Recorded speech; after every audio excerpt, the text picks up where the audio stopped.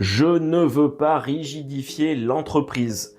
C'est une phrase que j'entends souvent de la part des dirigeants.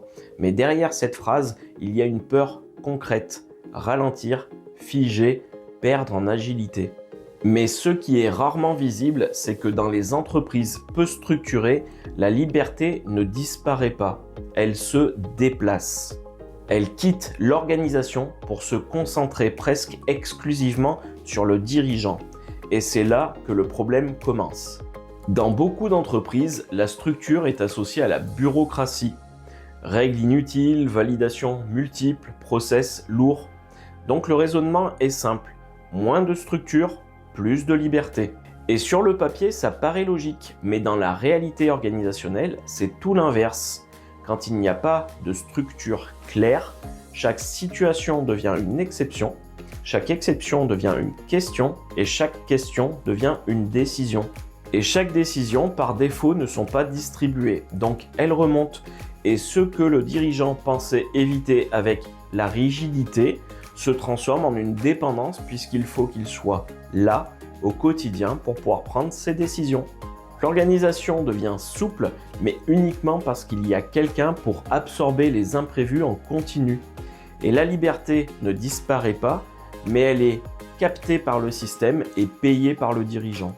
Si ce type de vidéo vous aide à voir votre entreprise différemment, abonnez-vous à la chaîne. Ici, on ne cherche pas à faire plus, mais seulement à comprendre ce qui dans la structure crée ou détruit de l'espace au quotidien. N'hésitez pas à nous laisser un commentaire ou à liker cette vidéo pour nous dire si ce format vous est utile. Il faut distinguer deux choses très différentes, la structure décorative et la structure utile.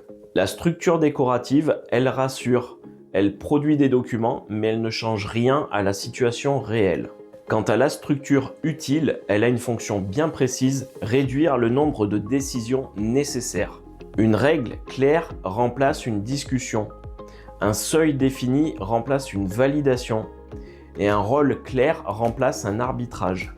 Et surtout, une bonne lecture ne dit pas quoi faire dans tous les cas, mais elle dit quand il n'est plus nécessaire de demander. Et c'est là que la liberté apparaît. Et là, on ne parle pas de la liberté pour faire n'importe quoi, mais de la liberté pour ne pas interrompre le système en permanence. Et plus il y a de règles simples et bien placées, et moins il y a d'interruptions, moins il y a de micro-décisions, et on sollicite moins le dirigeant pour trancher vite. La structure ne rigidifie pas l'entreprise, elle apporte une stabilité sur ce qui doit être redécidé chaque semaine et cette stabilité libère du temps, de l'attention et de la charge décisionnelle. Et toute la clé de la structuration réside en un point. Il ne faut pas structurer partout, mais il faut structurer là où l'absence de cadre rajoute une charge. Et typiquement, ce sont les décisions répétitives, les arbitrages à faible valeur, les zones où ça dépend trop souvent, ou les décisions qui remontent toujours aux mêmes personnes. Et à l'inverse, il ne faut surtout pas rigidifier ce qui est stratégique, ce qui demande du jugement et ce qui évolue rapidement.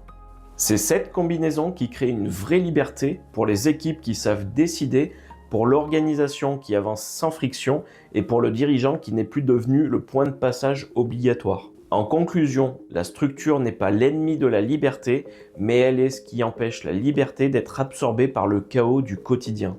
Et moins de structure, ce n'est pas moins de contraintes, c'est seulement plus de décisions à prendre plus souvent par les mêmes personnes.